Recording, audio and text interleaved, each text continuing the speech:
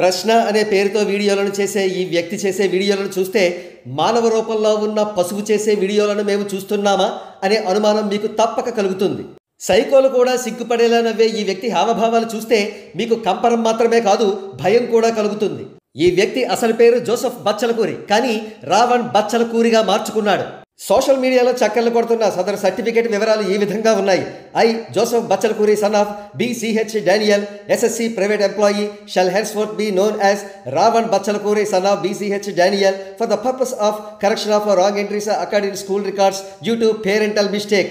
Joseph Bachalakuri, Aminpur, 19/4/2023. తప్పు లేదు. ఒక వ్యక్తికి ఏ పేరన్నా ఉండొచ్చు, ఆ పేరును ఎన్నిసార్లైనా మార్చుకోవచ్చు. ఒక వ్యక్తి ఏ మతాన్నైనా కూడా ఆచరించవచ్చు.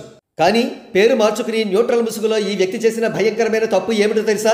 సనాతన ధర్మాన్ని, హిందూ మతస్థులను ఘోరాతి ఘోరంగా అవమానించడం. ఇక్కడ చూడండి, మదమెక్కిన మనుస్మృతి అట, హిందూ మతం దుర్మార్గమైనదట, కుంభమేళాలో దేవుడు చచ్చాడా అని ఈ థంబ్నెయిల్లో ప్రశ్నిస్తున్నాడు.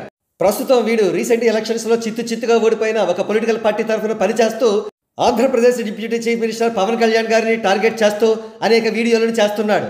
కాగా తాజాగా వీడు వేసిన ట్వీట్ సంబంధిత వీడియోతో అడ్డంగా దొరికిపోయాడు. వీడు వేసిన ట్వీట్ ఈ విధంగా ఉంది: పవన్ కళ్యాణ్ గారు ఓల్డ్ ట్వీట్స్ ని డిలీట్ చేస్తున్నారని ఎవడో గొట్టంగాడు వేసిన పోస్ట్ ని వీడు షేర్ చేస్తూ, ట్వీట్స్ డిలీట్ చేసుకునే దౌర్భాగ్యం పట్టింది కదయ్యా నీకు అంటూ కామెంట్ చేశాడు.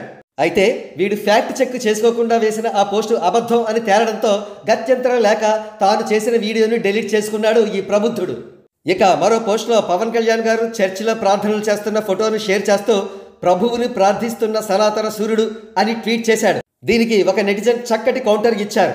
ఇందులో తప్పేముందిరా గూట్లే, ప్రభువుని బూతులు తిట్టాలా సనాతన ధర్మం పాటిస్తే అని ప్రశ్నించారు. ఏదేమైనా ఇటువంటి యాంటీ సోషల్ ఎలిమెంట్ పట్ల ప్రజలు జాగ్రత్తగా ఉండాలని విశ్లేషకులు హెచ్చరిస్తున్నారు.